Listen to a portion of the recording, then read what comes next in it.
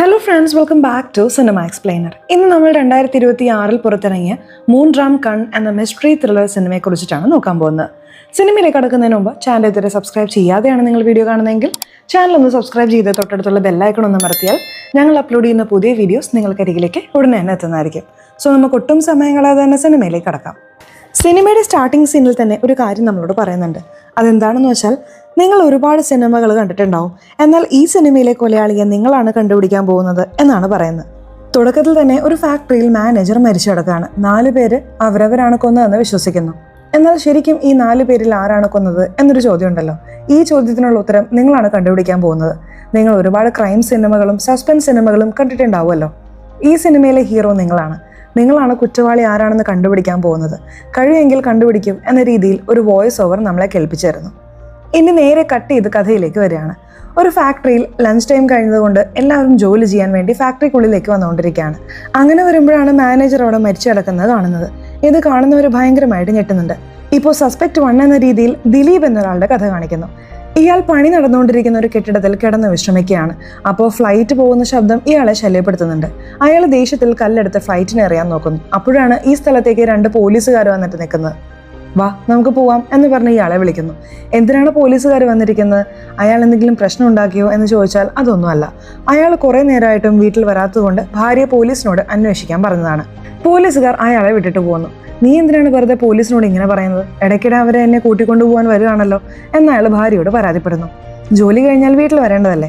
ഞാൻ കുഞ്ഞിനെയും വെച്ചുകൊണ്ട് ഒറ്റയ്ക്ക് കഷ്ടപ്പെടണം എന്നവർ ചോദിക്കുന്നു. വീട്ടിൽ വന്നാൽ എപ്പോഴും ശബ്ദമാണ്. എനിക്ക് ശബ്ദം ഇഷ്ടമല്ലെന്ന് നിനക്കറിയാലോ, അതുകൊണ്ടാണ് കുറച്ച് വിശ്രമിക്കാൻ വേണ്ടി ആ സ്ഥലത്തേക്ക് പോയതെന്ന് അയാൾ പറയുന്നു. അതുപോലെ ഇയാളെ സംബന്ധിച്ച് പണക്കാരനായി ജീവിച്ച ഒരാളാണ്. ഇപ്പോൾ ഈ ഫാക്ടറിയിൽപ്പെട്ട് കഷ്ടപ്പെടുകയാണ്. നിന്നെയും കൂട്ടി വന്നതുകൊണ്ടാണ് ഞാനിങ്ങനെ കഷ്ടപ്പെടുന്നതെന്ന് അയാൾ പറയുന്നുണ്ട്. എന്തിനാണ് കൂട്ടി വന്നത്? അവിടെ തന്നെ വിട്ടാൽ പോരായിരുന്നോ എന്ന് അവരും ദേഷ്യപ്പെടുന്നു. അതായത് ഇയാൾ ഒരു സമ്പന്ന കുടുംബത്തിലെ അംഗമാണ്, എന്നാൽ പ്രണയ വിവാഹം കഴിച്ചതുകൊണ്ട് ഈ സ്ഥലത്ത് വന്ന് കഷ്ടപ്പെടുകയാണ്. വഴക്കിനിടയിൽ അയാൾ ആ കാര്യങ്ങളൊക്കെ പറഞ്ഞു. ഒരു ഘട്ടത്തിൽ അവർ തമ്മിൽ സമാധാനത്തിലാവുന്നു. ഇയാളെ സംബന്ധിച്ച് ആ ഫാക്ടറിയിൽ അസിസ്റ്റന്റ് മാനേജറായി ജോലി നോക്കുകയാണ്. നമുക്ക് തുടക്കത്തിൽ മാനേജർ മരിച്ചതായി കാണിച്ചില്ലേ? ആ മാനേജർ ഫോണിൽ ഉച്ചത്തിൽ സംസാരിക്കുമ്പോൾ സാർ കുറച്ച് പതുക്കെ സംസാരിക്കേ എന്ന് ദിലീപ് പറയുന്നുണ്ട്. എന്നാൽ അയാൾ വീണ്ടും ഉച്ചത്തിൽ സംസാരിക്കുന്നു. അതുപോലെ തന്നെ വേണമെന്ന് വെച്ച് പാട്ട് ഉച്ചത്തിൽ വെച്ച് കേൾക്കുകയും ചെയ്യുന്നു. നമ്മുടെ ദിലീപ് ഉറങ്ങുമ്പോൾ ഒരു കൊട്ടാരത്തിൽ സമാധാനമായി ഉറങ്ങുന്ന പോലെ ഒരു ഫീൽ വരും. എന്നാൽ ചെറിയൊരു ശബ്ദം കേട്ടാൽ പോലും അയാളുടെ ഉറക്കം നഷ്ടപ്പെടും. ജനൽ പടപടാന്ന് അടിക്കുന്നുണ്ട്. അതിനുപോലും അയാൾ പെട്ടെന്ന് ഞെട്ടിയുണരും. കിടന്നുറങ്ങ് എന്ന് ഭാര്യ പറയുന്നുണ്ട്. ഈ വീട്ടിൽ ഇങ്ങനെ കഷ്ടപ്പെടുകയാണല്ലോ എന്ന് അയാളും ഉള്ളിലിരുന്ന് ചിന്തിക്കുകയാണ്. പിറ്റേ ദിവസം പതിവ് പോലെ സ്വന്തം സീറ്റിലിരിക്കാൻ വരുമ്പോൾ ആ സ്ഥലത്ത് മറ്റൊരു പെൺകുട്ടിയെ ഇരുത്തി മാനേജർ ഇന്റർവ്യൂ നടത്തുകയാണ്. എൻ്റെ സ്ഥലത്ത് വെച്ച് തന്നെ ഇന്റർവ്യൂ ചെയ്യണോ എന്ന് ദേഷ്യപ്പെട്ട് അയാൾ അവിടെ നിന്ന് പോകുന്നു. അവർ വിളിക്കും, അത് കഴിഞ്ഞ് പോകാമെന്ന് കരുതി അയാൾ ഇരിക്കുകയാണ്. അപ്പോൾ ഒരു അസിസ്റ്റന്റ് വന്നിട്ട്, സർ ഇപ്പോൾ നിങ്ങളുടെ ടേബിൾ ഫ്രീ ആയി, ഇനി നിങ്ങൾക്ക് പോകാം എന്ന് പറയുന്നു. അയാളും ശരിയെന്ന് പറഞ്ഞ് ആ സ്ഥലത്തേക്ക് വരുന്നു. ഇയാൾക്കും ആ മാനേജർക്കും തമ്മിൽ ഒട്ടും ഒത്തുപോകില്ല എന്ന് നമ്മളെ മനസ്സിലാക്കിക്കുന്നു. ആവശ്യമില്ലാതെ ഇവർക്കിടയിൽ ഇടയ്ക്കിടെ വഴക്ക് നടക്കാറുണ്ട്. ഈ ദിലീപിന്റെ വീട്ടിൽ ജനലടിക്കുന്ന ശബ്ദം കേട്ടില്ലേ? അത് നന്നാക്കുന്ന പണി ചെയ്തുകൊണ്ടിരിക്കുകയാണ് അയാൾ. അപ്പോൾ ഭാര്യയെക്കുറിച്ച് റൊമാൻറ്റിക്കായി അടുത്ത് വന്ന് കവിളിൽ ഉമ്മ കൊടുക്കുന്നു. എടി, ശബ്ദം ഉണ്ടാക്കാതെ ഉമ്മ തരാൻ പാടില്ലേ എന്ന് അയാൾ ചോദിക്കുകയാണ്. ആ അളവിന് പോലും ശബ്ദം അയാൾക്ക് പ്രശ്നമാണ്. ഞാൻ വേറെ ജോലിക്ക് പോട്ടെ എന്ന് അയാൾ ഭാര്യയോട് ചോദിക്കുന്നു. വേണ്ട, ഇതിന് തന്നെ പോയാൽ മതിയെന്ന് ഭാര്യയും പറയുന്നുണ്ട്. ഈ ദിലീപിന്റെ കമ്പനിയിലെ ബോസിന്റെ പേര് ഹരീഷ് എന്നാണ്. ഈ ഹരീഷ് ദിലീപിനെ വിളിച്ച് സംസാരിക്കാൻ തുടങ്ങുന്നു. എന്താണ് പറയുന്നതെന്ന് വെച്ചാൽ, ഉടൻ തന്നെ നിങ്ങളാണ് മാനേജർ ആവാൻ പോകുന്നത് എന്ന് പറയുന്നു. സർ, സദാശിവം സാർ ഉള്ളപ്പോൾ ഞാൻ എങ്ങനെയാണ് മാനേജർ ആവുക എന്ന് ചോദിച്ചാൽ അയാൾ മടിക്കുന്നു. ഞാൻ തീരുമാനിക്കുന്നതാണ് ഇവിടുത്തെ നിയമം. ഇതിനുശേഷം നിങ്ങളാണ് മാനേജർ, നിങ്ങൾ അതിന് തയ്യാറായിക്കോളൂ എന്ന് ബോസ് പറയുന്നു. അയാളും ശരിയെന്ന് സമ്മതിക്കുന്നു. ഇന്ന് എനിക്ക് ഹാഫ് ഡേ ലീവ് വേണമെന്ന് ദിലീപ് ചോദിക്കുന്നുണ്ട്. ശരി, എടുത്തോളൂ എന്ന് ബോസും പറയുന്നു. ഇപ്പോൾ ഉച്ചയായി. ഇയാൾ പോകാനായി സാധനങ്ങളൊക്കെ എടുത്തു വെക്കുകയാണ്. അപ്പോൾ സദാശിവം ലീവൊന്നുമില്ല, പോയി ജോലി നോക്കാൻ പറയുന്നുണ്ട്. ബോസ് പറഞ്ഞിട്ടുണ്ടെന്ന് ദിലീപ് പറയുമ്പോൾ അവൻ പലതും പറയും. ഒരു ചെറിയ പയ്യനല്ലേ, ഞാൻ പറയുന്നതല്ലേ കേൾക്കേണ്ടത്, പോയി ജോലി ചെയ്യ് എന്ന് പറഞ്ഞ അയാൾ ബോസിനെ പോലും ബഹുമാനിക്കുന്നില്ല. ഇയാളാണ് ഈ കമ്പനിയിൽ പ്രധാനി എന്ന് തോന്നിപ്പിക്കുന്ന രീതിയിലാണ് അയാൾ പറയുന്നത്. അതുകൊണ്ട് ദിലീപ് ദേഷ്യത്തോടെ ജോലി നോക്കാനായി പോവാണ്. അപ്പോൾ ഷൺമുഖം എന്നൊരാളുമായി അറിയാതെ കൂട്ടിയിടിക്കുന്നു. ആ ഇടിയിൽ 2 പേരുടെയും ID കാർഡ് താഴെ വീഴുന്നു. അറിയാതെ അവർ ID കാർഡ് മാറിയെടുക്കുന്നു. ദിലീപ് സ്റ്റോക്ക് എടുക്കുന്ന ജോലിയൊക്കെ നോക്കണമല്ലോ എന്ന് കരുതി ആ സ്ഥലത്ത് വന്ന് സ്റ്റോക്ക് എടുക്കുന്ന ജോലിയൊക്കെ നോക്കുകയാണ്. ശരിക്കും ID കാർഡ് മാറിപ്പോയല്ലോ. ഇയാളുടെ ID കാർഡ് ഉപയോഗിച്ചാണ് ഷൺമുഖം പുറത്തു പോകുന്നത്. ഇപ്പോൾ ദിലീപും ജോലിയെല്ലാം കഴിഞ്ഞു. ഇനി മാനേജറോട് പറഞ്ഞിട്ട് പോകാമെന്ന് കരുതിയപ്പോൾ മാനേജർ ഫാക്ടറിയിൽ തന്നെ ഉണ്ടെന്ന് മനസ്സിലാവുന്നു. അയാൾ ഫോണിൽ സംസാരിച്ചുകൊണ്ടിരിക്കുകയാണ്. എല്ലാവരും ലഞ്ച് ബ്രേക്കിന് പോയിരിക്കുകയാണ്. ഇയാൾ ഫോണിൽ സംസാരിച്ചുകൊണ്ടിരിക്കുന്നു. സാർ ഞാൻ പോട്ടെ എന്ന് ദിലീപ് ചോദിക്കുമ്പോൾ ഇല്ല ദിലീപ് നിനക്ക് പോകാൻ പറ്റില്ല, കാരണം ഞാനിപ്പോൾ പോകാൻ പോവാണെന്ന് മാനേജർ പറയാണ്. ഇല്ല സാർ, ഭാര്യ എനിക്കായി കാത്തിരിക്കുന്നുണ്ടാവും, ഞാൻ പോയാൽ മതിയാവൂ എന്ന് ദിലീപ് പറയുന്നുണ്ട്. പോയിട്ട് നീ എന്ത് ചെയ്യാനാണ്, ഭാര്യയുടെ കൂടെ കിടക്കാൻ പോവായിരിക്കും, അത്രയല്ലേ, അതൊന്നും ഇപ്പോൾ ആവശ്യമില്ല എന്ന് പറഞ്ഞ ഭാര്യയെക്കുറിച്ച് അയാൾ മോശമായി സംസാരിക്കുന്നു. അതുപോലെ ഉച്ചത്തിൽ കിടന്ന് ഒച്ചയിടുകയും ചെയ്യുന്നുണ്ട്. ഒരു ഘട്ടത്തിൽ ദിലീപിന് ദേഷ്യം വന്ന് അയാളെ പിടിച്ച് തള്ളുമ്പോൾ അയാൾ അവിടെയുള്ളൊരു മെഷീനിൽ ഇടിച്ച് താഴെ വീഴുന്നു. സാധാരണ പോലെ വീണതായിരിക്കുമെന്ന് കരുതി നോക്കുമ്പോൾ അയാൾ എഴുന്നേൽക്കുന്നില്ല. അപ്പോൾ ദിലീപിന് ഒരു ഭയം വരുന്നുണ്ട്. അയ്യോ, ഞാൻ ഇയാളെ കൊന്നോ, നമുക്ക് വേഗം ഇവിടെ നിന്ന് പോവാന്ന് കരുതി അയാൾ വേഗം തിരിക്കുന്നു. ഉച്ചയ്ക്ക് തന്നെ ഞാൻ വീട്ടിൽ പോയെന്ന് എല്ലാവരും കരുതിക്കോളും, അതുകൊണ്ട് ഇവിടെ നിന്ന് പോവാന്ന് കരുതി ID കാർഡ് വെച്ച് അവൻ പോകുന്നു. എന്നാൽ ഷൺമുഖത്തിന്റെ ID കാർഡാണ് ഇവന്റെ കയ്യിലുള്ളത്. ഇപ്പോൾ കഥ പ്രസന്റിലേക്ക് വരുന്നു. അയാൾ മരിച്ചല്ലോ, അയാളുടെ ഭാര്യയെ വിവരം അറിയിക്കണമെന്ന് കരുതുമ്പോൾ അയാൾ ഭക്ഷണം കുറച്ച് കഴിച്ചിട്ട് പോയതായി മനസ്സിലാക്കുന്നുണ്ട്. മുഴുവനായി പോലും കഴിച്ചിട്ടില്ല. അതിനുള്ളിൽ മുതലാളി നമ്മളെ വിട്ടുപോയല്ലോ എന്നൊക്കെ അവർ സംസാരിക്കുന്നുണ്ട്. അതായത് മാനേജർ നമ്മളെ വിട്ടുപോയല്ലോ എന്ന് പറയുന്നു. ഒപ്പം ഭാര്യയെ വിവരം അറിയിക്കുന്നുണ്ട്. ഇനി രണ്ടാമതായി ഹരിണി എന്നൊരു പെൺകുട്ടിയുടെ കഥ കാണിച്ചു തുടങ്ങുന്നു. ഈ ഹരിണിയുടെ അമ്മയുടെ പേര് അംബിക എന്നാണ്. ശരിക്കും അച്ഛന് 2 ഭാര്യമാരുണ്ടായിരുന്നു. അതിൽ രണ്ടാമത്തെ ഭാര്യയാണ് ഇവർ. ഇവർക്ക് പണം കൊടുക്കാൻ ആദ്യ ഭാര്യ വന്നിട്ടുണ്ട്. അയാൾ മരിച്ചുപോയി. ഇനി മുതൽ എനിക്ക് മാസം മാസം കാശ് തരാൻ കഴിയില്ല, ഇനി നിങ്ങളുടെ കാര്യങ്ങൾ നിങ്ങൾ തന്നെ നോക്കണം, കാരണം എനിക്കും 2 മക്കളായി എന്നവർ പറയുന്നു. വേറെ വഴിയില്ലാതെ അംബികയും അത് സമ്മതിക്കുന്നു. അവർ തരുന്ന പണം വെച്ചാണ് ഇവർ കുടുംബം നടത്തിയിരുന്നത്. ഇതിനുശേഷം അവരുടെ കയ്യിൽ നിന്ന് പണം വന്നില്ലെങ്കിൽ എന്തു ചെയ്യും എന്ന് മകൾ ഹരിണിയോട് പരാതിപ്പെടുന്നു. സാരമില്ലമ്മേ, അവരും എത്ര കാലം തരും, അച്ഛനുള്ളിടത്തോളം തന്നില്ലേ, അദ്ദേഹം പോയല്ലോ, ഞാൻ ജോലി നോക്കിക്കോളാം എന്നൊക്കെ അവൾ പറയുന്നു. ഇവർക്കൊരു ഫ്രണ്ട് ഉണ്ട്, പേര് ജെൻസി എന്നാണ്. അവൾ കുറച്ച് മോഡേൺ ആയ പെൺകുട്ടിയാണ്. അതുകൊണ്ട് അമ്മയ്ക്ക് ഈ ജെൻസിയെ തീരെ ഇഷ്ടമല്ല. അവളുടെ കൂടെ നീ എന്തിനാണ് എപ്പോഴും കറങ്ങി നടക്കുന്നത്, ഇനിമേൽ അവളുടെ കൂടെ നടക്കരുത് എന്നൊക്കെ പറയുന്നുണ്ട്. എങ്കിലും ഹരിണി അത് കേൾക്കുന്നില്ല. എന്നെ ഒരു സ്ഥലത്ത് കൊണ്ടാക്കുക എന്ന് പറഞ്ഞ് ജെൻസിയുടെ കൂടെയാണ് അവൾ യാത്ര ചെയ്യുന്നത്. ഇന്ന് ഒരു കമ്പനിയിൽ ഇന്റർവ്യൂവിന് വേണ്ടിയിട്ടാണ് അവർ വന്നിരിക്കുന്നത്. ആ ഇന്റർവ്യൂ എടുക്കുന്നത് മാനേജർ തന്നെയാണ്. സത്യത്തിൽ ഇടയ്ക്ക് ദിലീപ് വരുമ്പോൾ ഈ കാര്യമാണ് കണ്ടിരുന്നത്. എൻ്റെ കസേരയിൽ ഇരിക്കുന്നുണ്ടല്ലോ എന്ന് കരുതി അപ്സെറ്റായി അവൻ പോയത് ഇതാണ്. ഇപ്പോൾ ഈ പെൺകുട്ടിയെക്കുറിച്ച് കൂടുതൽ ചോദിക്കുമ്പോൾ സ്വന്തം സ്ഥലം എവിടെയാണെന്ന് അയാൾ ചോദിക്കുന്നു. അവൾ സ്ഥലത്തിന്റെ പേര് പറയുന്നു. അമ്മയുടെ പേര് എന്താണെന്ന് ചോദിക്കുമ്പോൾ അംബിക എന്ന് പറയുന്നു. ഇയാൾക്ക് ആ അംബികയെ അറിയാം. ഓഹോ, അങ്ങനെയാണോ എന്ന് അയാളും ചോദിക്കുന്നുണ്ട്. നീ പൊക്കോളൂ, ഞാൻ അറിയിക്കാം എന്ന് പറഞ്ഞ് അവളെ അവിടെ നിന്ന് പറഞ്ഞയക്കുന്നു. ജെൻസിയാണ് അവളെ കൂട്ടാൻ വരുന്നത്. ജെൻസിയോട് അവൾ, അയാൾ നല്ല രീതിയിലാണ് സംസാരിച്ചത്, എനിക്ക് ജോലി കിട്ടുമെന്ന് തോന്നുന്നു എന്ന് സന്തോഷത്തോടെ പറയാണ്. ജെൻസിയും അവളെ ഓർത്ത് സന്തോഷിക്കുന്നു. ഇപ്പോൾ അവൾ അമ്മയോട് ഇന്റർവ്യൂ അറ്റൻഡ് ചെയ്തതിനെ കുറിച്ച് പറയാണ്. ആ ഫാക്ടറി വേണ്ട എന്ന് അമ്മ പറയുന്നുണ്ട്. അതെന്താ അമ്മ അങ്ങനെ പറയുന്നത് എന്ന് ചോദിക്കുമ്പോൾ ദൂരം കൂടുതലല്ലേ, അതുകൊണ്ട് വേണ്ട എന്ന് അമ്മ പറയുന്നു. എന്നാൽ അമ്മ വേണ്ട എന്ന് പറയുന്നതിന് വേറെ എന്തോ കാരണമുണ്ടെന്ന് അവൾക്ക് മനസ്സിലാവുന്നു. മകള് സംസാരിച്ചുകൊണ്ടിരിക്കുമ്പോൾ ആരോ കോളിംഗ് ബെൽ അടിക്കുന്നുണ്ട്. വന്നിരിക്കുന്ന ആരാണെന്ന് നോക്കുമ്പോൾ ആ മാനേജർ സദാശിവമാണ്. ഈ വഴി പോയപ്പോൾ നിന്റെ അഡ്രസ്സ് ഉണ്ടായിരുന്നല്ലോ, അതുകൊണ്ട് കണ്ടിട്ട് പോവാന്ന് കരുതി വന്നതാണ് എന്ന് അയാൾ പറയുന്നു. എന്നാൽ പെൺകുട്ടിയെ നോക്കി സംസാരിക്കാതെ അവളുടെ അമ്മയെ നോക്കിയിട്ടാണ് അയാൾ സംസാരിക്കുന്നത്. നേരത്തെ തന്നെ ഇവർ തമ്മിൽ എന്തോ ബന്ധമുണ്ടെന്ന് തോന്നുന്നുണ്ട്. അവർ ഉപ്പുമാവ് ഉണ്ടാക്കിക്കൊണ്ടിരിക്കുമ്പോൾ കുറച്ച് ഉപ്പുമാവ് തന്നാൽ ഞാനത് കഴിച്ചുകൊണ്ട് പൊക്കോളാം എന്ന് അയാൾ പറയുന്നുണ്ട്. ഇതിലെന്തിരിക്കുന്നു സർ, ടിഫിൻ ബോക്സ് തരൂ, ഞാൻ ആക്കി തരാം എന്ന് പറഞ്ഞ് അവരത് നൽകുന്നു. അയാൾ ആ അമ്മയെ തന്നെ ഉറ്റുനോക്കിക്കൊണ്ട് സംസാരിച്ചുകൊണ്ടിരിക്കുകയാണ്. കുറച്ച് കഴിഞ്ഞ് അയാൾ തൻ്റെ കാറും എടുത്ത് അവിടെ നിന്ന് പോകുന്നു. അവൾ നടന്ന കാര്യങ്ങളൊക്കെ ജെൻസിയോട് പറയുമ്പോൾ ജെൻസി പറയുന്നത് എനിക്കെന്തോ ഇത് ശരിയായി തോന്നുന്നില്ല എന്നാണ്. അതെങ്ങനെ അവൻ വീട്ടിലേക്ക് വരും, വീട്ടിൽ വരുന്നത് എങ്ങനെ സ്വാഭാവികമായി കാണാൻ കഴിയും? ഈ കാലത്ത് ചെറുപ്പക്കാരെ വേണമെങ്കിൽ വിശ്വസിക്കാം, എന്നാൽ ഇതുപോലെ അങ്കിൾമാരെ വിശ്വസിക്കാനേ പാടില്ല. അവനെ കുറച്ച് സൂക്ഷിക്കണം, ജോലി കിട്ടിയാലും പോകരുത് എന്ന് ജെൻസി പറയുന്നു. ഈ കാര്യത്തിൽ നീയും എൻ്റെ അമ്മയും ഒരുപോലെയാണ് പറയുന്നത്, എന്നാൽ ജോലി കിട്ടിയാൽ ഞാൻ പോകുമെന്ന് അവൾ ഉറപ്പിച്ചു പറയാണ്. അംബികയ്ക്ക് വയസ്സായല്ലോ, ഒരുപാട് ആരോഗ്യ പ്രശ്നങ്ങളൊക്കെ ഉണ്ട്. ട്രീറ്റ്മെന്റിന് വേണ്ടി അവർ ആശുപത്രിയിൽ കൊണ്ടുവന്നിരിക്കുകയാണ്. ചികിത്സയ്ക്ക് അപ്പോൾ നല്ല ചെലവ് വരുന്നുണ്ട്. ഈ പെൺകുട്ടി ജോലിക്ക് പോകാത്തത് കൊണ്ട് ഒട്ടും കാശില്ല. ജെൻസിയാണ് ആ ചെലവുകളൊക്കെ നോക്കുന്നത്. ഇവർ ആശുപത്രിയിൽ നിൽക്കുമ്പോൾ ഷൺമുഖം ആരെയോ എടുത്തുകൊണ്ട് വരുന്നുണ്ട്. ഇയാൾ എന്തിനാണ് ഇവിടെ വരുന്നതെന്ന് വ്യക്തമല്ല. ഇവരും അമ്മയ്ക്കുള്ള ട്രീറ്റ്മെന്റ് ഒക്കെ കഴിയുന്നതുകൊണ്ട് ആ സ്ഥലത്ത് നിന്ന് പോകാൻ തുടങ്ങുന്നു. ഒരു ദിവസം ഹരിണി നന്നായി ഉറങ്ങുമ്പോൾ അമ്മ അവളെ വിളിച്ചുണർത്തുന്നു. നിന്റെ ഫ്രണ്ട് ഇത്രയും തവണ വിളിച്ചിട്ടും നീ ഫോൺ എടുത്തില്ലല്ലോ, അതുകൊണ്ട് അവൾ എന്നെ വിളിച്ചു. അവൾ നിന്നെ വിളിച്ചിട്ടുണ്ട്, എന്താണെന്ന് പോയി നോക്കിയിട്ട് വാ എന്ന് അമ്മ പറയുന്നു. ഇല്ലമ്മേ, എനിക്ക് കോള് വന്നില്ല എന്ന് ഹരിണി പറയുന്നു. ചിലപ്പോൾ ഫോൺ സ്വിച്ച് ഓഫ് ആയിരുന്നിരിക്കും, നീ പോയി നോക്കിയിട്ട് വാ എന്ന് പറഞ്ഞുകൊണ്ട് അവളും പോകാൻ ഇറങ്ങുന്നു.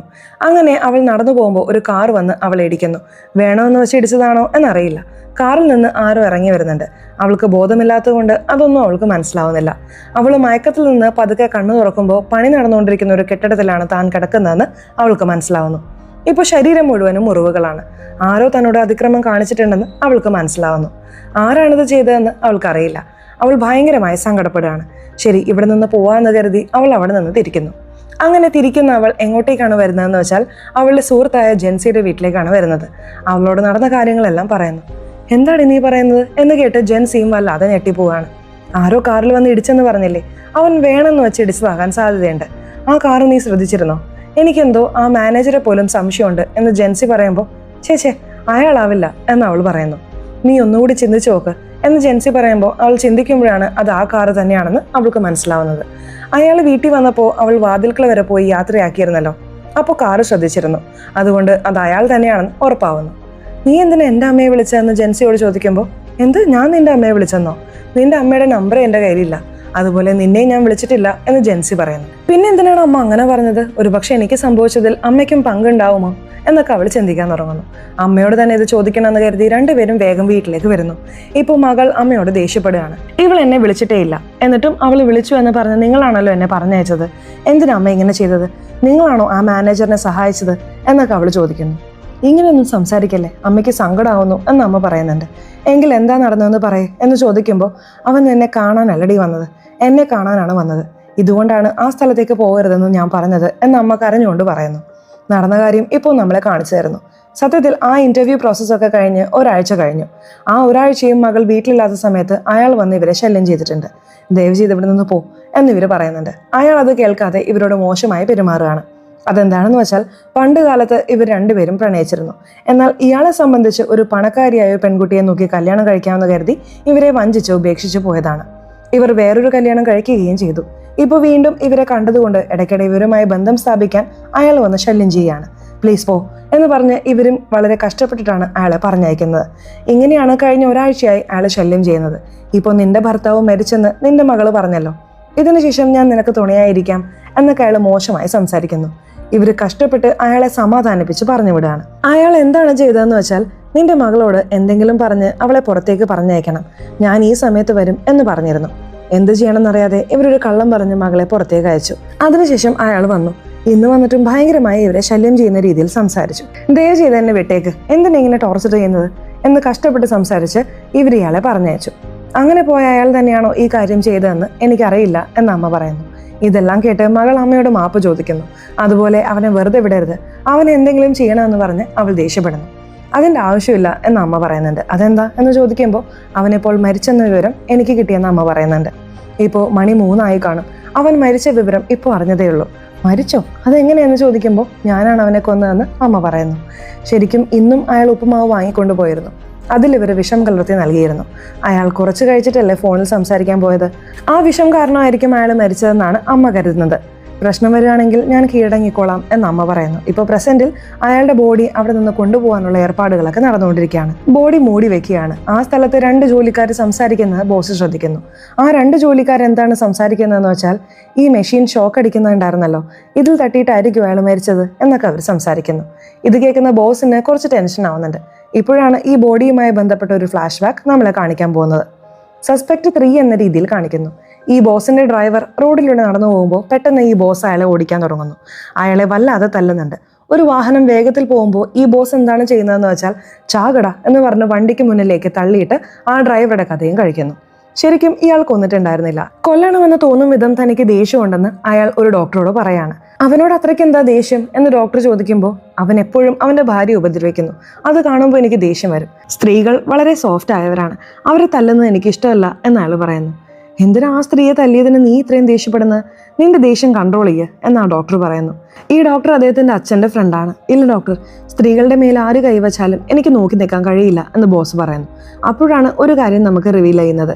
സത്യത്തിൽ അച്ഛൻ അമ്മയെ എപ്പോഴും ഉപദ്രവിച്ചിരുന്നു. അച്ഛനെ ഇയാൾ തന്നെയാണ് കൊന്നതെന്ന് തോന്നുന്നുണ്ട്. ഇതൊന്നും ഡോക്ടറോട് പറയുന്നില്ല. ഉള്ളിലിരുന്ന് അയാൾ ചിന്തിക്കുകയാണ്. ഈ സമയം ഡോക്ടറുടെ അസിസ്റ്റന്റ് ആയ ഒരു പെൺകുട്ടി ഇവർക്ക് ചായ കൊടുക്കാനായി വരുന്നു. അങ്ങനെ കൊടുക്കുമ്പോൾ അറിയാതെ ഡോക്ടറുടെ മേൽ ചായ വീഴുന്നു. മര്യാദയ്ക്ക് തരാൻ പാടില്ലേ എന്ന് പറഞ്ഞ് ഡോക്ടർ അവളുടെ കവിളിൽ തന്നെ അടിക്കുന്നു. ഇത് കണ്ടു നിൽക്കുന്ന ബോസിന് നല്ല ദേഷ്യം വരുന്നുണ്ട്. ഡോക്ടറാണെന്നൊന്നും നോക്കാതെ അയാളുടെ മുഖത്തടിക്കുന്നു. ഇപ്പോൾ ഓഫീസിൽ വന്ന ബോസ് അച്ഛൻ്റെ ഫോട്ടോ നോക്കി സംസാരിക്കുകയാണ്. നിന്റെ ഫ്രണ്ടും നിന്നെ പോലെ തന്നെയാണല്ലോ, പെട്ടെന്ന് ഒരു പെൺകുട്ടിയുടെ മേൽ കൈവച്ചു, അതുകൊണ്ടാണ് ഞാൻ അയാളെ അടിച്ചത് എന്നൊക്കെ സംസാരിക്കുന്നു. ഇങ്ങനെ സംസാരിച്ചുകൊണ്ടിരിക്കുമ്പോൾ അവിടെ ജോലി ചെയ്യുന്ന ഷീല എന്നൊരു പെൺകുട്ടി വരുന്നു. അയാളും സാധാരണ പോലെ ഷീലയോട് സംസാരിക്കുന്നു. ഷീലയ്ക്ക് ഇയാളോട് താല്പര്യമുണ്ട്. ചിരിച്ച് സംസാരിക്കുകയാണ്. അപ്പോൾ ആ സ്ഥലത്ത് ഒരു പ്രശ്നം ഉണ്ടാവുന്നു. മാനേജർ ഇല്ല സർ, പ്രശ്നം നോക്കണം എന്നൊക്കെ ആ പയ്യൻ പറയാണ്. അതിന് ഞാനില്ലേ, ഞാൻ വരാമെന്ന് അയാൾ പറയാണ്. ഇയാളെ സംബന്ധിച്ച് ഒരു പ്രശ്നം നമുക്ക് തന്നെ നോക്കാമെന്ന് കരുതി ഈ കാര്യം ചെയ്യ് എന്ന് പറയുന്നു. ജോലിക്കാരും അയാൾ പറഞ്ഞ പോലെ ജോലി ചെയ്യുന്നു. അതിൽ ഒരാളുടെ കൈക്ക് സാരമായി പരിക്കേൽക്കുന്നു. നമ്മൾ പറഞ്ഞത് തെറ്റിപ്പോയെന്ന് തോന്നി ഈ ബോസ് പകച്ചു നിൽക്കുകയാണ്.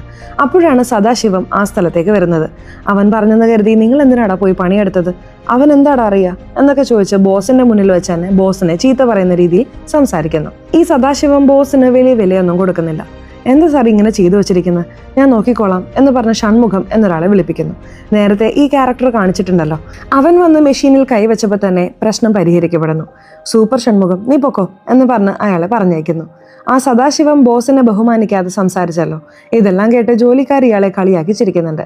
അയാൾ സങ്കടത്തോടെ വീട്ടിൽ വരുമ്പോൾ അമ്മ എന്താണ് സംഭവിച്ചത് എന്ന് ചോദിക്കുന്നുണ്ട്. അയാളും നടന്ന കാര്യങ്ങളൊക്കെ പറയുന്നു. കുറച്ച് അഡ്ജസ്റ്റ് ചെയ്യും മോനെ, സത്യത്തിൽ നിന്റെ അച്ഛനുണ്ടായിരുന്ന സമയത്ത് അച്ഛനും എല്ലാ ജോലിയും അറിയില്ലായിരുന്നു. സദാശിവത്തിനാണ് എല്ലാം അറിയാമായിരുന്നത്. അയാൾ കാരണമാണ് കമ്പനി ഇത്രത്തോളം വളർന്നത്. അതുകൊണ്ട് കുറച്ച് അഡ്ജസ്റ്റ് ചെയ്ത് പോ എന്ന് പറയുമ്പോൾ അയാളും ശരിയെന്ന് സമ്മതിക്കുന്നു. അച്ഛൻ്റെ ഫ്രണ്ടായ ഒരു ഡോക്ടറുടെ അടുത്ത് ഇയാൾ പോയിരുന്നല്ലോ. ആ ഡോക്ടർ മരിച്ചതായി വിവരം കിട്ടുന്നു. അമ്മയും ഇയാളും ഒന്നിച്ച് ആ സ്ഥലത്തേക്ക് വരികയാണ്. ഒരുപക്ഷെ നമ്മൾ കാരണമാണോ മരിച്ചതെന്ന പേടി ഇയാൾക്കുണ്ട്. സത്യത്തിൽ നിങ്ങളുടെ മകനാണ് വന്നത്, എൻ്റെ ഭർത്താവുമായി വഴക്കിട്ടു എന്നൊക്കെ മരിച്ച ഡോക്ടറുടെ ഭാര്യ പറയുന്നുണ്ട്. അതുപോലെ ആ അസിസ്റ്റന്റ് പെൺകുട്ടി ഇയാളെ കണ്ട് ഭയക്കുകയാണ്. എന്താ പറ്റിയത്, ശരിക്കും ഹാർട്ട് അറ്റാക്ക് വന്നാണോ മരിച്ചത് എന്ന് അയാൾ ചോദിക്കുന്നു. അതെ സാർ, നിങ്ങൾ പോയി കുറച്ച് കഴിഞ്ഞപ്പോൾ ഹാർട്ട് അറ്റാക്ക് വന്ന് മരിച്ചു എന്നൊക്കെ ആ പെൺകുട്ടി പറഞ്ഞിട്ട് പോവാണ്. ഒരുപക്ഷെ നമ്മൾ അടിച്ചത് കൊണ്ടാണോ ഇത് സംഭവിച്ചത് എന്ന് അയാളും ചിന്തിക്കുകയാണ്. ഇവിടെ ഷീല എന്ന് പറയുന്ന ഒരു പെൺകുട്ടി ജോലി ചെയ്തിരുന്നല്ലോ. മാനേജർ ആ പെൺകുട്ടിയെ ഒന്നും പറയാതെ പിരിച്ചുവിട്ടിരിക്കുകയാണ്. നിങ്ങൾക്ക് എങ്ങനെ പിരിച്ചുവിടാൻ കഴിയും, ഇവിടെ ഞാനല്ലേ ബോസ് എന്ന് അയാൾ പറയുന്നു. സാർ, ആ പെൺകുട്ടി ശരിക്കും ജോലി ചെയ്തില്ല, അതുകൊണ്ടാണ് പിരിച്ചുവിട്ടത്. അവൾക്ക് പകരം വേറൊരു പെൺകുട്ടിയെ വെക്കാൻ പോവുകയാണെന്ന് ഈ മാനേജർ അഹങ്കാരത്തോടെ സംസാരിക്കുന്നു. അതിനുവേണ്ടിയാണ് ഹരിണിയെ ഇന്റർവ്യൂ ചെയ്യാൻ വിളിച്ചു വരുത്തിയതെന്ന് മനസ്സിലാവുന്നു. എന്താ ഇയാൾ തുടർച്ചയായി ഇങ്ങനെ ചെയ്യുന്നത് എന്ന് കരുതി ബോസിന് അയാളോട് ദേഷ്യമുണ്ട്. ഇപ്പോൾ ഒരു ദിവസം മെഷീനിൽ ഷോക്ക് അടിക്കുന്നു. ജോലി ചെയ്യാൻ കഴിയില്ലെന്ന് ഒരാൾ പറയുന്നുണ്ട്. ബോസും ശരി, ജോലി ചെയ്യേണ്ട, റിസ്ക് എടുക്കണ്ട എന്ന് പറയുന്നു. ഇന്ന് എന്തായാലും ഈ ജോലി തീർത്ത് ലോഡ് അയക്കണം, അതുകൊണ്ട് പണി നടക്കുക തന്നെ ചെയ്യും എന്ന് മാനേജർ പറയുന്നു. വീണ്ടും ബോസിന് അത് കുറച്ച് അപമാനമാവുന്നു. ഇപ്പൊ ബോസ് അയാളുടെ റൂമിൽ വന്ന് ദിലീപിനെ വിളിക്കുന്നു. സത്യത്തിൽ ദിലീപിനെ വേഗം മാനേജറാക്കാം എന്ന് പറഞ്ഞിരുന്നല്ലോ. ഈ സംഭവം കാരണമായിരിക്കും അങ്ങനെ പറഞ്ഞത്. ജോലി നഷ്ടപ്പെട്ട ഷീലയും ഇയാളെ വിളിച്ച് സംസാരിക്കുന്നുണ്ട്. സാർ, ജോലി ശരിക്ക് ചെയ്തില്ലെന്ന് പറഞ്ഞാൽ പോരെ സാർ, മാനേജർ എന്നെ അടിച്ചു സാർ എന്ന് ആ പെൺകുട്ടി പറയാണ്. ഇത് കേൾക്കുമ്പോൾ ഇയാൾക്ക് കടുത്ത ദേഷ്യം വരുന്നുണ്ട്. ആ മാനേജറെ എന്തെങ്കിലും ചെയ്യണമെന്ന് കരുതി ആ സ്ഥലത്തേക്ക് വരികയാണ്. അപ്പോഴാണ് ഷോക്ക് അടിക്കുന്ന മെഷീന്റെ അടുത്ത് മാനേജർ നിൽക്കുന്നത് കാണുന്നത്. ആ സമയം മാനേജർ ദിലീപിനോട് സംസാരിക്കുകയായിരുന്നു. അതൊന്നും ഇയാൾക്ക് അറിയില്ലല്ലോ. ഷോക്ക് അടിക്കാൻ പാകത്തിന് സ്വിച്ച് ഓൺ ചെയ്യണമെന്ന് കരുതി അയാൾ സ്വിച്ച് ഓൺ ചെയ്യുന്നു. അയാൾ തെറിച്ചു വീണതാണ്. ഇപ്പോൾ പ്രസന്റിൽ ഇയാൾ ഇതെല്ലാം ചിന്തിച്ചു നോക്കുകയാണ്. ഇപ്പോൾ ആളുകൾ ആ ഷോക്കിനെ കുറിച്ചൊക്കെ സംസാരിക്കുമ്പോൾ പിരിഞ്ഞു പോകാൻ പറഞ്ഞ് അവരെ വഴക്ക് പറഞ്ഞയക്കുന്നു. അതുകൂടാതെ സാറിൻ്റെ ബോഡി വീട്ടിൽ ഏൽപ്പിക്കണം, അയാളുടെ വണ്ടിയിൽ കൊണ്ടുപോകും എന്ന് രണ്ടുപേരോട് പറയാണ്. നോക്കുമ്പോൾ സദാശിവത്തിന്റെ കാർ ആ സ്ഥലത്തില്ല. ഇതിനെക്കുറിച്ച് ബോസിനോട് പറഞ്ഞപ്പോൾ വേറൊരു വാഹനം പിടിച്ച് ബോഡി കൊണ്ടുപോകാൻ അയാളും പറയുന്നു. ഇപ്പോൾ നാലാമത്തെ സസ്പെക്റ്റായി ഷൺമുഖത്തിന്റെ കഥ നമ്മളെ കാണിച്ചു തുടങ്ങുന്നു. അവന് സംസാരിക്കാൻ കഴിയില്ല, അവന്റെ മൈൻഡ് വോയിസ് ആണ് സംസാരിക്കുന്നത്. റിപ്പയർ ചെയ്യാൻ വാ എന്ന് മാനേജർ വിളിച്ചതുകൊണ്ട് അയാളും റിപ്പയർ ചെയ്യാനായി അവിടെ വരുന്നു. റിപ്പയർ ചെയ്തുകൊണ്ടിരിക്കുമ്പോൾ മാനേജർ വേഗം ജ്യൂസ് എടുത്തുകൊണ്ട് താ എന്നൊക്കെ സംസാരിക്കുന്നു. ഷൺമുഖം അയാളുടെ അടുത്ത് വന്ന് കുറച്ച് ദേഷ്യത്തോടെയാണ് പ്രതികരിക്കുന്നത്. ഇവർക്കിടയിൽ എന്താണ് പ്രശ്നമെന്ന് അറിയില്ല. ഈ ഷൺമുഖത്തെ സംബന്ധിച്ച് ഇടയ്ക്കിടെ ഷീലയെ നോക്കാൻ വേണ്ടി വെള്ളം കുടിക്കുന്ന പോലെ വരും. ഈ ഷൺമുഖം 30 വയസ്സായിട്ടും ഇപ്പോഴും ബാച്ചിലറായി തുടരുകയാണ്. ഇയാളുടെ വീടിന് താഴെ കൽപ്പന എന്ന് പറയുന്ന ഒരു പെൺകുട്ടിയുണ്ട്. അവരും മോട്ടോർ കേടായി നന്നാക്കാൻ വരുന്നുണ്ടോ എന്ന് ചോദിക്കുകയാണ്. അയാളും ശരിയെന്ന് പറഞ്ഞ് നന്നാക്കുന്ന ജോലി നോക്കുന്നു. ഈ കൽപ്പനയുടെ ഭർത്താവ് കാനഡയ്ക്ക് പോയിരിക്കുകയാണ്. 2 വർഷമായി വന്നതേയില്ല. ഞാൻ ഏകാന്തതയിൽ കഷ്ടപ്പെടുകയാണ് എന്നൊക്കെ ഫ്ലേർട്ട് ചെയ്യുന്ന രീതിയിൽ സംസാരിക്കുന്നു. നിനക്ക് ഇതുവരെ മനസ്സിലായില്ലടാ, അവൾ നിന്റെ കൂടെ കഴിയാൻ ആഗ്രഹിക്കുന്നുണ്ട്, എന്തെങ്കിലും ചെയ്യുന്ന മൈൻഡ് വോയിസ് പറയുന്നുണ്ട്. എന്നാൽ തെറ്റായി എന്തെങ്കിലും നടന്നാൽ പ്രശ്നമാണെന്ന് കരുതി ഇയാൾ ഭയക്കുകയാണ്. ഈ ഷൺമുഖത്തിന്റെ വിവാഹം ഇപ്പോഴൊന്നും നടക്കാൻ പോകുന്നില്ല. ഇതൊക്കെ പറഞ്ഞ് മൈൻഡ് വോയിസ് കളിയാക്കുന്നുണ്ട്. അപ്പോൾ നടന്നു പോകുന്നൊരു പ്രായമായ ആൾ താഴെ വീഴുന്നു. അയാളുടെ മകളും രക്ഷിക്കണേ എന്ന് പറഞ്ഞ് നിലവിളിക്കുന്നു. നീ രക്ഷിച്ചാൽ അച്ഛൻ ഇംപ്രസ്സായി നിനക്ക് പെണ്ണിനെ തരാൻ വരെ സാധ്യതയുണ്ട്, എടുക്ക് എന്ന് മൈൻഡ് വോയിസ് പറയുന്നുണ്ട്. അയാളും എടുത്തുകൊണ്ട് വരുന്നു. ഈ സമയത്താണ് ഹരിണി ഉണ്ടായിരുന്ന ആശുപത്രിയിലേക്ക് ഇയാൾ വന്നതായി കാണിക്കുന്നത്. ഇപ്പോൾ അയാൾക്ക് ട്രീറ്റ്മെന്റ് ഒക്കെ കഴിയുന്നു. നോക്കുമ്പോൾ ഇത് മകളല്ല, അയാളുടെ ഭാര്യയാണ്. നന്ദി സാർ എന്ന് പറഞ്ഞ ഉടനെ അയാൾ തകർന്നു പോവാണ്. ഇംപ്രസ് ചെയ്യാന്ന് കരുതിയത് വെറുതെയായി എന്ന് പറഞ്ഞുകൊണ്ട് അയാൾ വീട്ടിലേക്ക് വരുന്നു. അപ്പോൾ ഈ കൽപ്പനയുണ്ടല്ലോ, എൻ്റെ വീട്ടിൽ അമ്മായിയമ്മ പോലും ഇല്ല, ഉള്ളിലേക്ക് വാ, നിങ്ങൾക്കായി ജ്യൂസ് എടുത്തു വെച്ചിട്ടുണ്ട് എന്നൊക്കെ പറയുന്നു. ഇതിലും വലിയ ചാൻസ് എനിക്ക് കിട്ടില്ല, പോ എന്ന് മൈൻഡ് വോയിസ് പറയാണ്. അയാളും ഉള്ളി വന്നിരിക്കുകയാണ്. എന്നാൽ അയാൾക്ക് വളരെ മടിയുണ്ട്. എന്നാൽ ആ കൽപ്പനയാണെങ്കിൽ അയാളോടൊപ്പം കഴിയണമെന്ന് കരുതി ബെഡ്റൂമിലേക്ക് കൂട്ടിക്കൊണ്ടുവന്ന് കൂടെ കിടക്കാൻ തുടങ്ങുന്നു. ഇവരൊന്നിച്ച് കിടക്കാൻ തുടങ്ങുമ്പോഴേക്കും അമ്മായിയമ്മ തിരികെ വരുന്നു. ഇന്ന് ഞാൻ പോകുന്നില്ല എന്ന് പറഞ്ഞ് തിരികെ വരികയാണ്. അയ്യോ, അമ്മായിയമ്മയുടെ കണ്ണിൽ പെടാതെ എങ്ങനെയെങ്കിലും രക്ഷപ്പെടണമല്ലോ എന്ന് കരുതി അയാൾ വല്ലാതെ ഭയക്കാണ്. ഇപ്പോൾ കഷ്ടപ്പെട്ട് അവിടെ നിന്ന് രക്ഷപ്പെട്ട് തന്റെ റൂമിലേക്ക് വരുന്നു. ഇതിനൊക്കെ കാരണം മനസാക്ഷിയാണല്ലോ എന്ന് കരുതി മനസാക്ഷിയോട് ഭയങ്കര ദേഷ്യത്തിലാണ്. മനസാക്ഷി ഇയാളെ കളിയാക്കി ചിരിക്കുകയാണ്. ഇയാൾ ഈ മനസാക്ഷിയെ ഇനി വെറുതെ വിടരുത്, അടിച്ചു കൊല്ലണം എന്ന് കരുതി ഓടിച്ചിട്ട് അടിക്കുന്നു. ഇയാൾ എന്ത് അടിച്ചു കൊന്നാലും ശരി, ആ മനസാക്ഷി വീണ്ടും വീണ്ടും ഇയാളുടെ മുന്നിൽ വന്ന് കളിയാക്കിക്കൊണ്ടിരിക്കുകയാണ്. ഇയാൾ സാധനങ്ങളും എടുത്തുകൊണ്ട് വരുമ്പോൾ അറിയാതെ ദിലീപിനെ ഇടിക്കുന്നു. ദിലീപും ടെൻഷനിലാണ് വന്നത്. ഇയാളും കുറച്ച് ടെൻഷനിൽ പോകുമ്പോൾ ഇടിച്ചതായിരിക്കും. അങ്ങനെയാണ് ID കാർഡും മാറിയിരുന്നത്. അന്ന് ഒരു പ്രശ്നം സോൾവ് ചെയ്തത് കണ്ടില്ലേ, ഇന്ന് ഷോക്കടിക്കുന്ന പ്രശ്നമാണ്. അത് നന്നാക്കാൻ വേണ്ടി ആ മാനേജർ സദാശിവം വിളിച്ചിട്ടുണ്ടായിരുന്നു. അയാളും വന്ന് ബോർഡ് ചെക്ക് ചെയ്യാണ്. ഈ ബോർഡിലാണ് പ്രശ്നമെന്ന് കണ്ടുപിടിക്കുന്നു. ഈ സദാശിവം നമുക്ക് പ്രൊമോഷൻ തരാതെ നമ്മളെ ഉപയോഗിക്കുകയാണല്ലോ എന്ന് പറഞ്ഞ് സദാശിവത്തോട് ഇയാൾക്ക് കുറച്ച് ദേഷ്യമുണ്ട്. എൻ്റെ വണ്ടി എടുത്തോണ്ട് പോ, വേഗം ജോലി കഴിഞ്ഞിട്ട് വാ എന്ന് സദാശിവം പറയുന്നു. ശരി, ഓക്കെ എന്ന് പറഞ്ഞ അയാളും പുറത്തു വരുന്നു. അയാളുടെ കാർ എടുത്തുകൊണ്ട് പോകാനാണ് പ്ലാൻ. സത്യത്തിൽ അയാളുടെ കയ്യിൽ ഇപ്പോൾ ID കാർഡില്ല, ദിലീപിന്റെ ID കാർഡാണുള്ളത്. അതൊന്നും അയാൾ ശ്രദ്ധിക്കുന്നില്ല. മെഷീനിൽ മാത്രം നോക്കി ആദ്യം അവിടെ നിന്ന് പോകാൻ തുടങ്ങുന്നു. ഇപ്പോൾ ആ സദാശിവത്തിന്റെ കാറിൽ ഇവർ രണ്ടുപേരും, അതായത് അയാളും മനസാക്ഷിയും യാത്ര ചെയ്യാണ്. മനസാക്ഷി എന്താ പറയുന്നതെന്ന് വെച്ചാൽ, ഈ കാറൊക്കെ നീ എപ്പോഴാ സ്വന്തമായി വാങ്ങുക എന്ന് കളിയാക്കുന്നു. ഇങ്ങനെ മനസാക്ഷിയോട് സംസാരിച്ചുകൊണ്ട് വരുമ്പോൾ അറിയാതെ ഒരു പെൺകുട്ടിയെ ഇടിക്കുന്നു. വേറെ ആരുമല്ല, ആ ഹരിണി എന്ന പെൺകുട്ടിയെയാണ് ഇടിച്ചത്. അതുകൊണ്ട് ഇടിച്ചത് മാനേജർ അല്ല, ഇയാളാണെന്ന് നമ്മൾക്ക് മനസ്സിലാവുന്നു. ആ ഭാഗത്ത് ചുറ്റും ആരുമില്ല. ഇപ്പോൾ മനസാക്ഷി എന്താണ് പറയുന്നതെന്ന് വെച്ചാൽ, ഇതിലും മികച്ചൊരു അവസരം നിനക്ക് ഇനി കിട്ടില്ല, ഇവളോട് അതിരുവിട്ട് പെരുമാറിക്കോളൂ എന്ന് പറയാണ്. അയാൾക്ക് കുറച്ച് മടിയുണ്ട്, ചുറ്റും നോക്കുന്നുണ്ട്. എന്താടാ ചുറ്റും നോക്കുന്നത്, വേഗം ആളില്ലാത്ത സ്ഥലത്തേക്ക് എടുത്തുകൊണ്ട് പോകും, അവിടെ വെച്ച് അതിരുവിട്ട് പെരുമാറ് എന്ന് മൈൻഡ് വോയിസ് പറയുന്നു. അയാളുടെ മനസ്സും ഇളകുന്നുണ്ട്. അതുകൊണ്ട് അയാൾ എന്ത് ചെയ്യുന്നതെന്ന് വെച്ചാൽ, പണി നടന്നുകൊണ്ടിരിക്കുന്ന ഒരു കെട്ടിടത്തിന്റെ അടുത്ത് ആ പെൺകുട്ടിയെ എടുത്തുകൊണ്ട് വരുന്നു. ഇവിടെ വെച്ച് ഈ പെൺകുട്ടിയോട് തെറ്റായി പെരുമാറിയാൽ ആരും അറിയില്ല എന്നൊക്കെ ചിന്തിക്കുകയാണ്. അപ്പോൾ മനസാക്ഷി തന്നെ രണ്ടാവുന്നുണ്ട്. മനസാക്ഷിയിൽ തന്നെ നല്ല മനസാക്ഷിയും ചീത്ത മനസാക്ഷിയും ഉണ്ടാവുമല്ലോ. നല്ല മനസാക്ഷി പറയുന്നത് ഇതൊക്കെ തെറ്റാണെന്നാണ്. ഇത്രയും കാലം നീ മാന്യമായിട്ടല്ലേ ഇരുന്നത്, ഇതിനുശേഷവും മാന്യമായിരിക്കെ എന്നാണ് പറയുന്നത്. എന്നാൽ ചീത്ത മനസാക്ഷി പറയുന്നത്, ഇത്രയും കാലം നീ നല്ലവനായിരുന്നിട്ട് നിനക്ക് എന്ത് കിട്ടി, ഒന്നും കിട്ടിയില്ലല്ലോ, അതുകൊണ്ട് ഈ തെറ്റ് ചെയ്യ് എന്ന് പറഞ്ഞ് പ്രേരിപ്പിക്കുന്നു. അയാൾ രണ്ടുപേര് പറയുന്നത് മാറി മാറി കേൾക്കുകയാണ്. ഒരു ഘട്ടത്തിൽ അയാൾ ഈ പെൺകുട്ടിയോട് അതിരുവിട്ട് പെരുമാറാം എന്ന് കരുതി ഈ പെൺകുട്ടിയോട് അതിരുവിട്ട് പെരുമാറുന്നു. അതുകൊണ്ട് മാനേജർ അല്ല തെറ്റായി പെരുമാറിയത്, ഇയാൾ തന്നെയാണ്. ഇപ്പോൾ എല്ലാം കഴിഞ്ഞ് അവിടെ നിന്ന് പോകുമ്പോൾ അറിയാതെ ID കാർഡ് അവിടെ ഉപേക്ഷിച്ചു പോകുന്നു. ഇപ്പോൾ ഹൂ ഇസ് ദ കില്ലർ എന്ന രീതിയിൽ ഒരു കാര്യം നമ്മളെ കാണിക്കാൻ തുടങ്ങുന്നു. സത്യത്തിൽ ദിലീപ് ഉച്ചയ്ക്ക് കമ്പനിയിൽ നിന്ന് ഇറങ്ങിയല്ലോ. ഇപ്പോൾ പേടിച്ച് പണി നടക്കുന്ന ആ കെട്ടിടത്തിൽ ഇരിക്കുകയാണ്. അപ്പോൾ പോലീസുകാർ വന്ന ഉടനെ അയാൾ പേടിച്ച് ഓടാൻ നോക്കുന്നു. ഇത്തവണ പിടിക്കാൻ തന്നെ വന്നാണെന്ന് കരുതി പേടിച്ച് ഓടാൻ നോക്കുകയാണ്. എടാ എന്താടാ ഇത്തവണ ഓടുന്നത്, നിക്കടാ, നിന്റെ ഭാര്യയാണ് വിളിച്ചുകൊണ്ട് വരാൻ പറഞ്ഞത് എന്ന് പറഞ്ഞ ഉടനെ അയാൾ സമാധാനപ്പെട്ട് നിൽക്കുകയാണ്. സത്യത്തിൽ ഇപ്പോൾ അയാൾക്ക് താഴെ നിന്നും അയാളുടെ ID കാർഡ് കിട്ടുന്നു. എൻ്റെ ID കാർഡ് എങ്ങനെ ഇവിടെ വന്നു എന്ന് ചിന്തിക്കുമ്പോൾ അയാളുടെ പോക്കറ്റിലുള്ളത് ഷൺമുഖത്തിന്റെ ID കാർഡാണെന്ന് മനസ്സിലാവുന്നു. ഇതെങ്ങനെ മാറി? ഒരുപക്ഷെ നമ്മൾ കൂട്ടിയിടിച്ചല്ലോ, ആ സ്ഥലത്ത് വെച്ച് മാറിയതായിരിക്കും. അങ്ങനെയാണെങ്കിലും അവൻ എന്തിനാണ് ഈ ഭാഗത്തേക്ക് വന്നത് എന്നൊക്കെ അയാൾ ചിന്തിക്കാൻ തുടങ്ങുന്നു.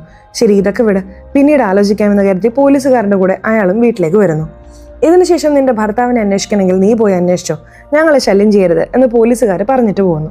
അപ്പോൾ ഭാര്യയാണെങ്കിൽ, എന്താ ലേറ്റ് ആയത്, നിങ്ങൾക്ക് കാര്യം അറിയാമോ, നിങ്ങളുടെ മാനേജർ മരിച്ചു എന്നവർ പറയുന്നു. നല്ല കാര്യം, നമ്മുടെ മേൽ സംശയം വന്നില്ലല്ലോ എന്ന് അയാളും ചിന്തിക്കുന്നു. ജെൻസി ആ ഫാക്ടറിക്ക് അടുത്ത് അന്വേഷിച്ചപ്പോൾ അവർ പോലീസിനടുത്തേക്ക് പോയിട്ടില്ല എന്ന് മനസ്സിലാവുന്നു. ഇതിനെക്കുറിച്ചൊക്കെ വീട്ടിലുള്ള ഹരിണിയോട് പറയാൻ അവൾ വരികയാണ്. ഹരിണി നിന്റെ അമ്മ എവിടെയാണെന്ന് ചോദിക്കുമ്പോൾ അമ്മ ഒളിച്ചിരിക്കുകയാണെന്ന് ഹരിണി പറയുന്നു.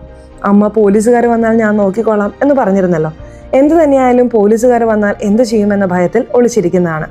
ഇതിനുശേഷം പേടിക്കേണ്ട ആവശ്യമില്ല, ആ കേസ് തന്നെ അവസാനിച്ചു എന്ന് ജെൻസി പറയുന്നു. അതിനുശേഷമാണ് അമ്മയ്ക്ക് ആശ്വാസമാവുന്നത്. പോലീസ് അടിസ്ഥാനപരമായി അന്വേഷിച്ചല്ലോ, ആ അന്വേഷണത്തോടെ തന്നെ അവസാനിക്കുന്ന രീതിയിൽ ഈ ബോസാണ് കാര്യങ്ങൾ ചെയ്തതെന്ന് മനസ്സിലാവുന്നു.